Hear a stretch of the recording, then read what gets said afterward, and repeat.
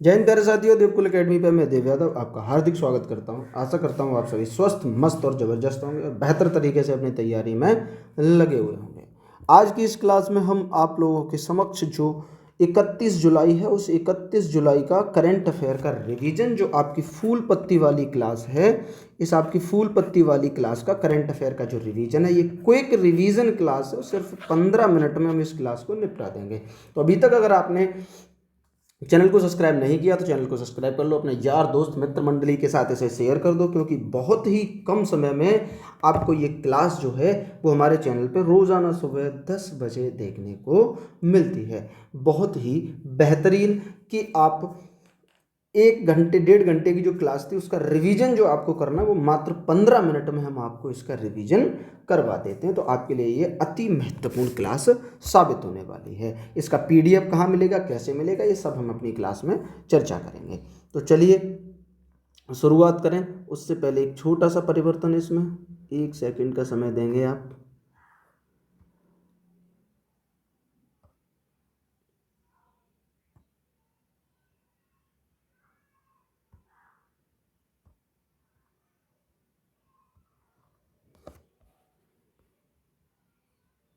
बस चलिए, तो आज 31 जुलाई है, यानी आज नहीं है, आज हम 31 जुलाई का रिवीजन करेंगे। तो पर्यावरणीय प्रदर्शन सूचकांक 2026 में भारत की रैंक क्या है? तो इसमें भारत की रैंक 176वीं है। क्या रैंक है भारत की? तो भारत की रैंक इसमें 176वीं आई है। बड़े दुर्भाग्य की बात है कि टोटल 177 देश हैं इस सूचकांक में, जिसमें से भारत 176वें नंबर पे है। 177वें नंबर की बात करें तो लाओस जो है वो लाओस 177वें नंबर पे है। भारत के लिए बहुत ही दुर्भाग्यपूर्ण बात है कि भारत पर्यावरण प्रदर्शन सूचकांक में 176वें नंबर पे है। भारत का जो स्कोर है 22.6 रहा है। इसमें टॉप, इसमें एस्टोनिया जो देश है उसने इसमें टॉप किया है। कुछ महत्वपूर्ण सूचकांक भारत के, जैसे शांति सूचकांक में भारत की रैंक 127 भी है। खुशहाली की बात करें तो 116 भी है।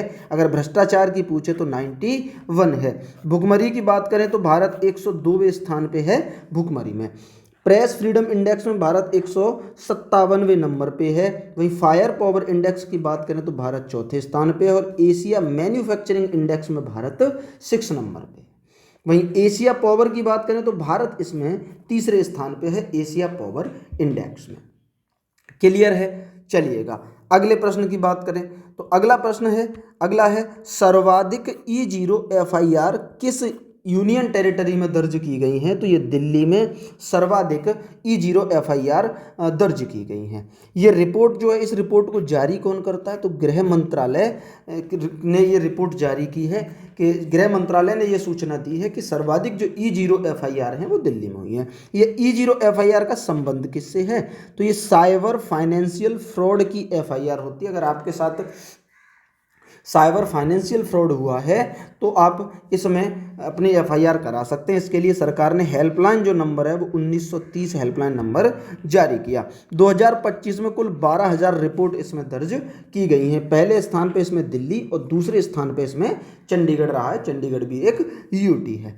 USA व ईरान के बीच जो समझौता है वो कहाँ हुआ था? ये स्विट्जरलैंड में USA और ईरान के बीच में समझौता हुआ।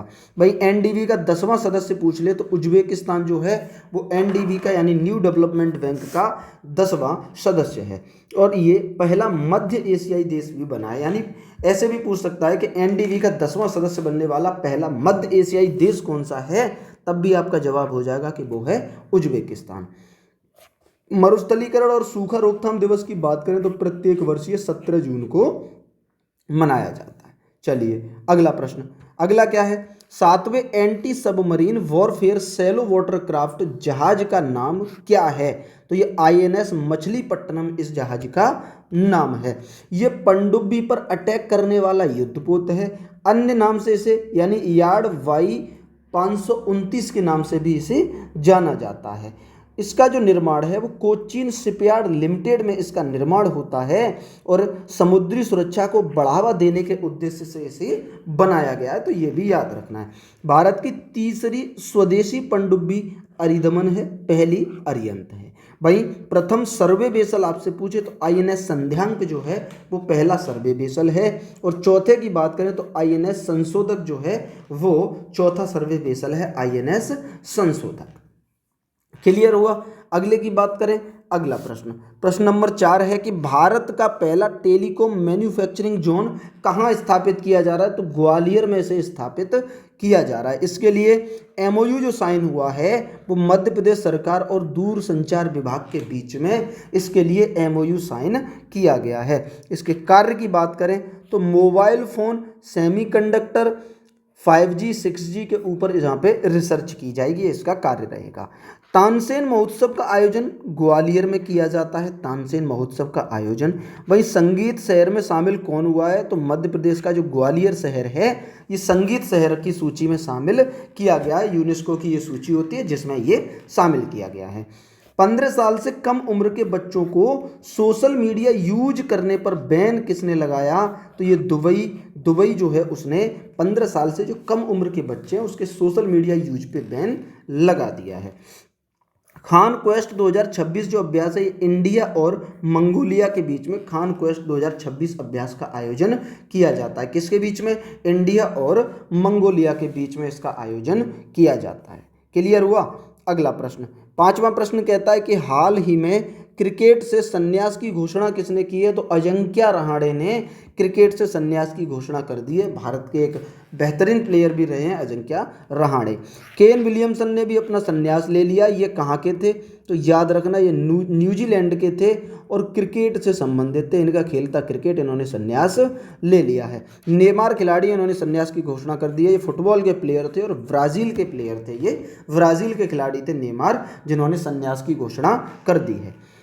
क्यूएस वर्ल्ड यूनिवर्सिटी रैंकिंग 2027 में भारतीय संस्थानों में किसने शीर्ष स्थान हासिल किया, तो आईआईटी दिल्ली ने इसमें शीर्ष स्थान हासिल किया है। वहीं सान कंजर्वेशन सोसाइटी के गठन की बात करें तो लद्दाख में सान कंजर्वेशन सोसाइटी का गठन किया गया है।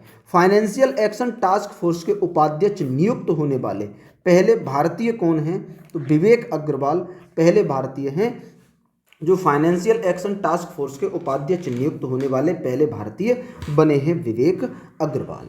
ठीक है। अगला प्रश्न क्या है, अगला है ग्लासगो कॉमनवेल्थ गेम्स 2026 में भारत का तीसरा गोल्ड किसने जीता, तो दिलीप गावित जो हैं वो दिलीप गावित ने इसमें भारत के लिए तीसरा गोल्ड जीता है। किसने जीता है, दिलीप गावित ने। इन्होंने 100 मीटर दौड़ में जीता है और 10.71 सेकंड में इन्होंने ये 100 मीटर की दौड़ को हासिल किया था और इन्होंने गोल्ड जीता है। 23वें क्रम के कॉमनवेल्थ का आयोजन हो रहा है। इसमें पहला पदक जो है भारत के लिए वो झंडू कुमार ने जीता था, ब्रॉन्ज मेडल जीता था, पैरा पावर लिफ्टिंग में इन्होंने ये मेडल जीता था।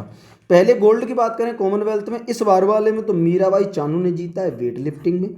सेकंड गोल्ड जो है शर्मिला धनखड़ ने जीता है पैरा एथलेटिक्स में। पैरा एथलेटिक्स में गोल्ड जीतने वाली भारत की पहली खिलाड़ी बनी है शर्मिला धनखड़।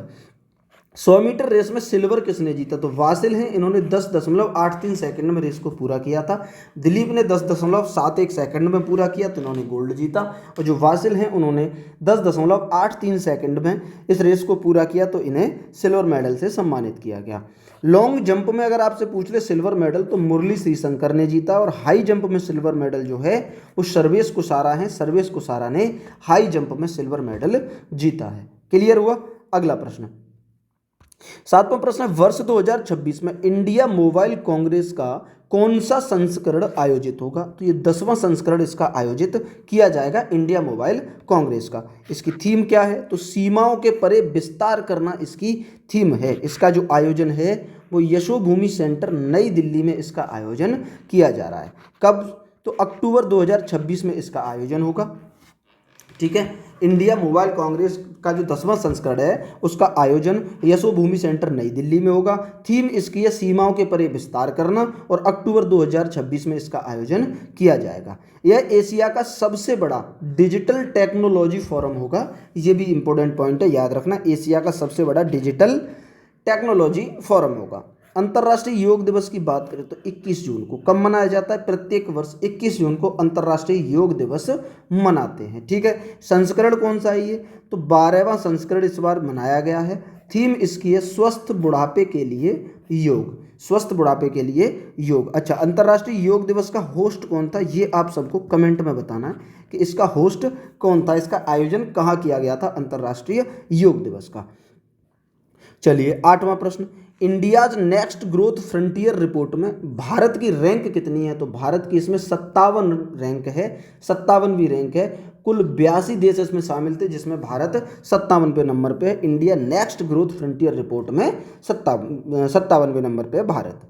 इसका जारीकर्ता कौन है, इसे जारी कौन करता है, तो कॉम्पेटियर फाउंडेशन जो है वो इसे जारी करता है। सुप्रीम कोर्ट ने मौलिक अधिकार किसे घोषित किया है, तो ये सुरक्षित फुटपाथ पर चलना और पीरियड हेल्थ जो है उसे सुप्रीम कोर्ट ने मौलिक अधिकार घोषित किया है। किस देश के प्रधानमंत्री कीर स्टारमर ने इस्तीफा दिया है, तो ये इंग्लैंड के प्रधानमंत्री हैं जिन्होंने अपने पद से इस्तीफा दे दिया। भाई भारत की 28वीं नवरत्न कंपनी आपसे पूछे तो चेन्नई पेट्रोकेमिकल लिमिटेड जो है वो भारत की 28वीं नवरत्न कंपनी है, और 19वीं जो नवरत्न कंपनी है वो GRSE जो है ये 19वीं नवरत्न कंपनी है।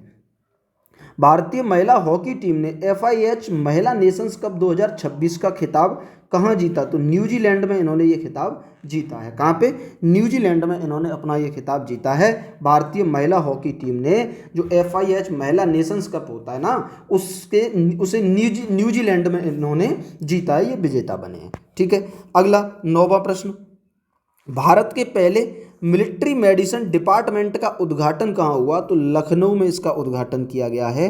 कहाँ पे, लखनऊ में। याद रखना कि भारत के पहले मिलिट्री मेडिसिन डिपार्टमेंट का उद्घाटन कहाँ किया गया है, तो जवाब हो जाएगा इसका उद्घाटन लखनऊ में किया गया है। इसके उद्घाटनकर्ता कौन है, तो राजनाथ सिंह जो हैं, राजनाथ सिंह इसके उद्घाटन करता है। इसका उद्देश्य क्या है, तो युद्ध क्षेत्र के अंदर चिकित्सा की ट्रेनिंग देना, ट्रामा केयर उपलब्ध कराना इसका उद्देश्य था।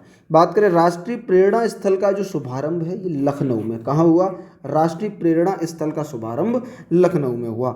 6वां पूर्ण साक्षर राज्य कौन बनाए, तो उत्तराखंड बनाए। किस पहल के तहत, तो उल्लास पहल के तहत। उल्लास पहल के तहत 6वां पूर्ण साक्षर राज्य कौन बना, तो जवाब हो जाएगा कि उत्तराखंड 6वां पूर्ण साक्षर राज्य बना है। ये भी महत्वपूर्ण है, याद रखना। इंडियन एथलेटिक्स अवार्ड्स 2025 के तहत best male athlete of the year का सम्मान किसे दिया गया, तो नीरज चोपड़ा को इससे सम्मानित किया गया है best male athlete of the year से। और ये इंडियन एथलेटिक्स अवार्ड 2025 के तहत इन्हें best male athlete of the year से सम्मानित किया गया है। किसे, नीरज चोपड़ा को। क्लियर। 10वां प्रश्न, महिलाओं के नेतृत्व वाले सोलर एंटरप्रेन्योरशिप के लिए DWEPIT योजना किसने शुरू की है, तो ये योजना छत्तीसगढ़ सरकार ने शुरू की है। किसने, छत्तीसगढ़ ने। यानी इससे 5000 ग्रीन जॉब्स डेवलप होंगी। इससे क्या होगा, 5000 जो जॉब्स हैं वो डेवलप होंगी।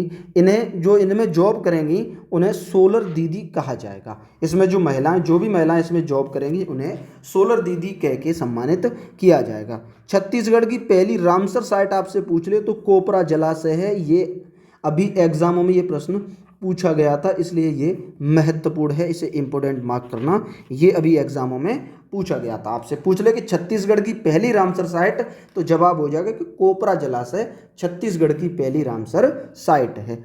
छत्तीसगढ़ के पहले ज्ञानपीठ पुरस्कार विजेता कौन है, तो विनोद कुमार जो हैं, विनोद कुमार छत्तीसगढ़ के पहले ज्ञानपीठ पुरस्कार विजेता हैं।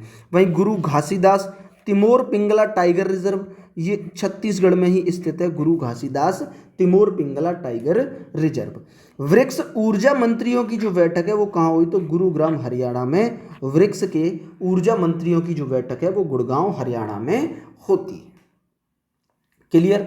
तो आज की जो हमारी क्लास है वो आज की क्लास करंट अफेयर की क्लास का रिवीजन जो है वो हमने यहाँ पूरा कर लिया। मात्र 14 मिनट में पूरी 1.5 घंटे की क्लास का रिवीजन जो हमने कर लिया है। तो बस यहाँ आपको मैं बताऊँगा, यहाँ तक आप क्लास में हैं और चैनल पे अगर नए हैं तो चैनल को सब्सक्राइब कर लें, बेल आइकन को प्रेस करें ताकि आगे आने वाली वीडियो का नोटिफिकेशन आप तक सबसे पहले पहुँचे। बाकी अब ये सिलसिला रुकेगा नहीं, कंटिन्यू आपको ये क्लासेस मिलती रहेंगी, डेली के डेली ये क्लासेस आपको मिलती रहेंगी। ठीक है, तो ये सिलसिला अब रुकने वाला बिल्कुल भी नहीं है। बाकी इस क्लास की पीडीएफ के लिए आपको क्या करना है, हमारे चैनल का, हमारे इस इसका एक टेलीग्राम चैनल है, तो इसका जो टेलीग्राम चैनल है वो आपको ज्वाइन करना है, देवकुल एकेडमी के नाम से ही है। उसमें इसी हमारी एकेडमी का लोगो जो लगा है इस चैनल पे, जो यूट्यूब चैनल का लोगो है वही उस पर लगा है। आप अगर देवकुल एकेडमी डाल के सर्च करेंगे तो टेलीग्राम पे वो आ जाएगा। अगर नहीं आता है तो आप हमें कमेंट में जाके आप हमसे कमेंट कर देना कि टेलीग्राम चैनल लिंक, हम आपके कमेंट के जवाब में उस चैनल का लिंक आपको भेज देंगे और आप बस कमेंट में हमसे टेलीग्राम चैनल का लिंक मांग सकते हैं। ठीक है, बाकी पीडीएफ आपको यहीं मिल जाएगी, बिल्कुल यही हैंड रिटन पीडीएफ, जिससे आप अच्छे से बाद में भी 5 मिनट में इसका रिवीजन, पीडीएफ आप खुद से अगर पढ़ेंगे तो 5 से 7 मिनट में आप आराम से इस पीडीएफ को भी 10 मिनट तक कन्फर्म पढ़ लोगे। ठीक है, चलिए तो अब बढ़ते हैं हम अपनी आज की जीएस की क्लास, जो हमने बताई थी, एक स्लाइड आपको मिलेगी अंत में उसकी तरफ। तो ये है नीति आयोग के नए सीईओ कौन है, जिन्हें करंट करनी थी वो अब जा सकते हैं। नीति आयोग के नए सीईओ के संजय मूर्ति इसके नए सीईओ हैं। ये कब बने, तो 1 जनवरी 2026 को ये नीति आयोग के सीईओ बने।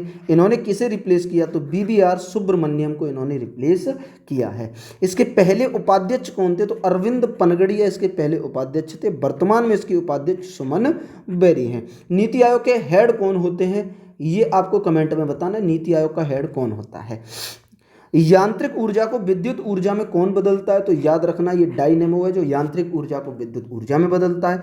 विद्युत ऊर्जा को यांत्रिक ऊर्जा में विद्युत मोटर बदलता है, ध्यान रखना। यानी यांत्रिक से अगर विद्युत में जाओगे तो डायनेमो, और विद्युत से अगर यांत्रिक में आओगे तो विद्युत मोटर। रासायनिक ऊर्जा को विद्युत ऊर्जा में विद्युत सेल बदलता है। भाई विद्युत ऊर्जा को ध्वनि ऊर्जा में आपका लाउड स्पीकर है, ये लाउड स्पीकर विद्युत ऊर्जा को ध्वनि ऊर्जा में बदलता है। 20वें एशियाई खेल की मेजबानी ये नागोया जापान में हुई है।